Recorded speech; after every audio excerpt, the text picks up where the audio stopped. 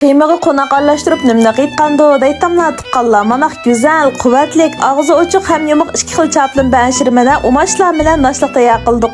Vahshiy oddiy juma ama vahshiy yeyishlik birlik esa o'gin olalayla tıqqanlarım yıldız yürek belgini besib saqlashni cho'qim untiqamizlar. Oldi bilan qo'noqni chalab pishirib so'vig'andiki ezib olamiz. Andi go'sht bilan shavsoni ushshaq to'rab tuz, zira, qarmisab tamlantirib olgandiki qo'nog'imizni anadagi azroq suv qaytib qo'ysa qiymalari sho'p bo'lib shundoq mizlik chiqadi tuqqanlar. Andi mal tayyor banshir sal lepiziltib o'tirsig'i qiyma ab, ikki yonda chay qo'yib, ustini chaplab tugib olsaq bo'ldi. Bo'g'lar isitdi, bir xillat qalataqlar, qashqada ko'p qaysingizlarmi qachingizlar, ammo bizniki Alnurining qo'lay quvvat nollarimizni avlishni hargiz unutqamingizlar. Juma har xil ta'mda chiqadi, shunchalik yeyishlik malab yedig'anga chamur qiyamiz avlishni teg'im unutqamingizlar. Juma endi buni tegi tutmas qazdimizni bir mayla verib, ekiratlik tizib olmiz tuqqanlarim. O'tini normal ichib, tegisal sag'irga ochtirdi. Anqachang biz suv, un, andi azaraq may qo'yib uchini birlashtirib eritib olgandiki, men yana ochiq bashirimizning 5 yig'ini qo'yamiz buni uchun suzaraq o'tib 5 minutda 8 minut qutidimlar qo'yamiz tuqqanlar. Filmimni ko'rib mashangichan kaga garchi tomog'im bek o'xshab ketmaydi qavosim, rangidir bek chiroyli ketmaydi qavosim,